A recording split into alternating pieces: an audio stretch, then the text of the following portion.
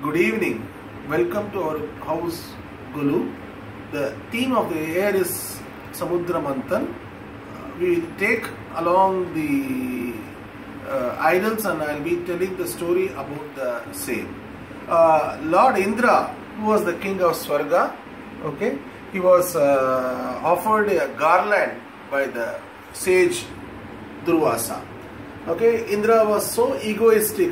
The garland which was worn by the Lord Shiva, and he gave it to his horse, his elephant Airavata, and the elephant threw the garland. Enraged by this action, Durvasa Muni cursed Indra that he will lose all his powers and all the devas will suffer in the hands of Asura.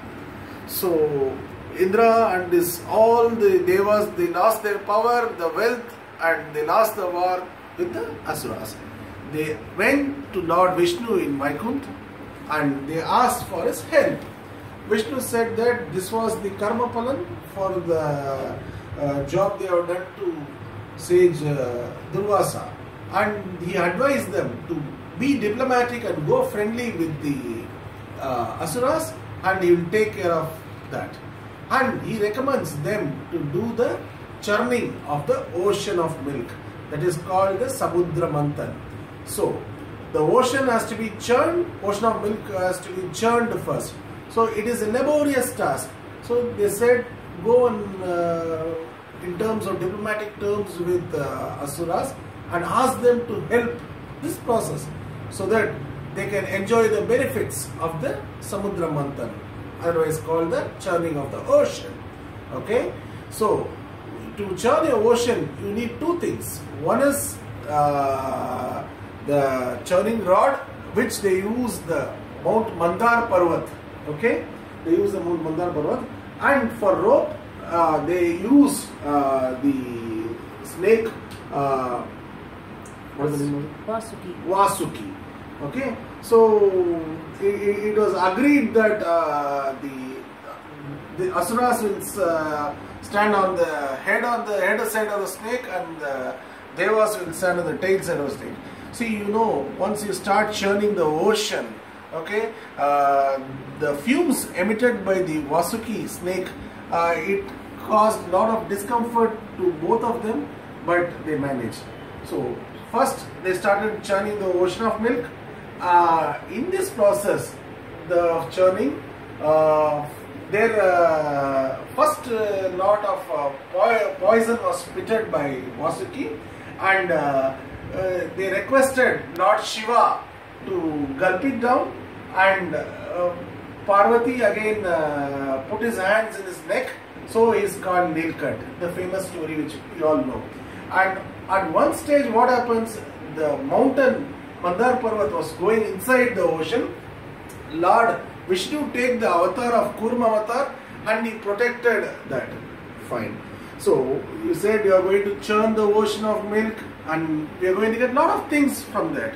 So what came? The first one came was Lord Lakshmi, and she became the eternal consort of Lord Vishnu. Okay, and he married her, and further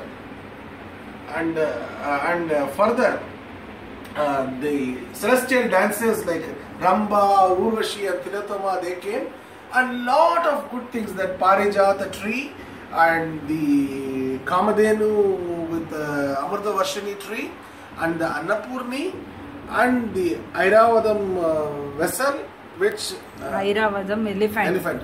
Okay, which is a vessel. Airavadam elephant and the Akshaya Patram vessel, and the seven headed horse Ushisravas all came through. Okay, finally the moment came when Dhanvantri, who arrived with a pot of nectar in his hand. Okay, then the fierce battle ensued between the Devas and Asuras, that who will get their pound of flesh, they call it, who will get this nectar.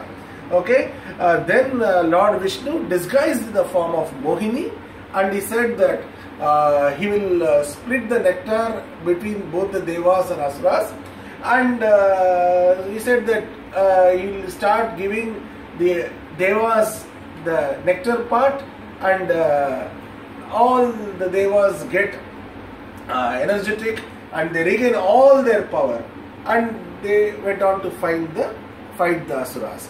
Only one person whose name is Rahu Ketu, who disguised in the form of devas, and he also had the nectar, but they could easily find it out, and that's why before the nectar enters his body, he was using Sudarshana Chakra. The Lord Vishnu pierced his head.